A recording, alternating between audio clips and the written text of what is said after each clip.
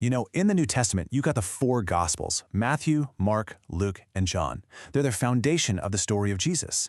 But while three of them tell that story in a really similar way, the fourth one, well, it's a complete outlier. So today, we're going to unpack the truly unique and profound Gospel of John. Okay, so here's our game plan. First, we'll dig into why this gospel is so different from the others. Then we'll see how it's all about who Jesus is, not just what he did. After that, we'll uncover this really cool pattern called the Rule of Seven, take a quick flyby of the story itself, and finally, we'll look at the ultimate invitation that this book offers every single one of its readers. All right, Section 1, one gospel is different. Let's start with that central puzzle. The Gospel of John was written pretty late in the game, somewhere around AD 85 to 95. And it doesn't just add a couple of new stories. No, it presents Jesus from a completely different angle. So what is it that makes it so incredibly distinct? Here it is in a nutshell. Matthew, Mark, and Luke, you'll often hear them called the Synoptic Gospels. They really zero in on Jesus' actions, his miracles, his parables, his public ministry. They tell you what he did. But John is laser-focused on who he is. Think of it this way. If the other Gospels are like a detailed biography of events, John is like an intimate philosophical portrait. So how does John actually manage to shift our focus from the what to the who? Well, he does not waste a single second. This gospel opens with what might be one of the most profound and theologically jam-packed passages in the entire Bible. Right from the very first verse, John hits us with this incredible concept of the Logos, or the Word. He says that in the beginning was the Word, and the Word was with God, and the Word was God.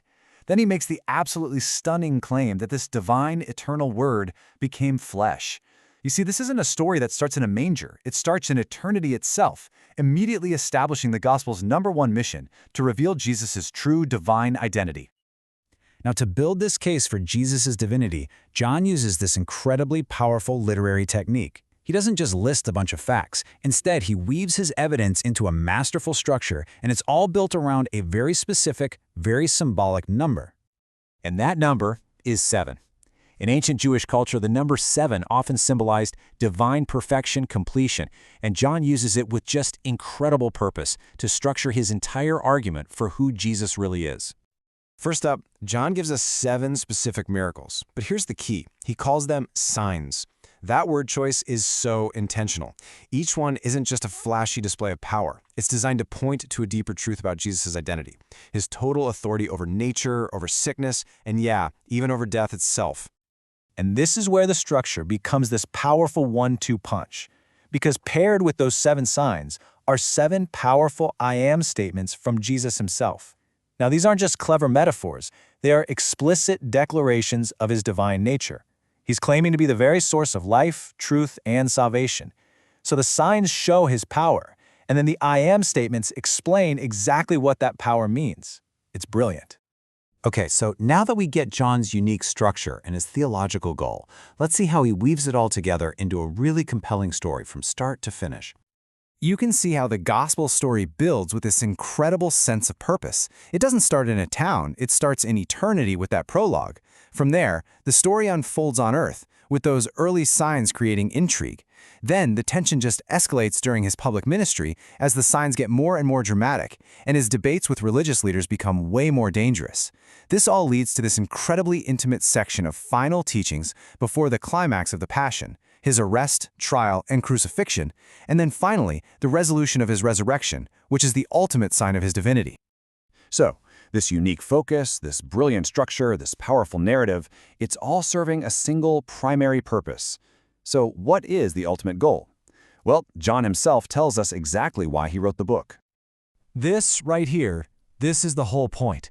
This quote from the end of the gospel is basically its thesis statement. Every single story, every sign, every I am statement is all brought together as evidence to convince the reader of this one central truth. It's not just a biography, it's a powerful argument designed to lead you, the reader, to a verdict. And to really underscore that focus, get this incredible fact. The word believe, or some version of it, shows up over 90 times in this one gospel. It's this relentless, passionate appeal for faith. John is constantly asking the reader, okay, you've seen the evidence. Now what are you going to do? Will you believe? And this is exactly why the Gospel of John endures. It's so often the first book people recommend to those new to Christianity because it offers this incredibly personal and intimate picture of Jesus. It doesn't just record history, it extends a spiritual invitation. It clearly explains the path to what it calls eternal life, all built on these profound themes of light conquering darkness, truth versus falsehood, and the deep, abiding love of God. And all this leaves us with a really fascinating question to think about. We call John's Gospel a spiritual invitation precisely because it's focused on identity over just events. So how does that shift actually change the way a story is told? Well, it changes what a story asks of its audience. It's the difference between just receiving information and being invited into a total transformation.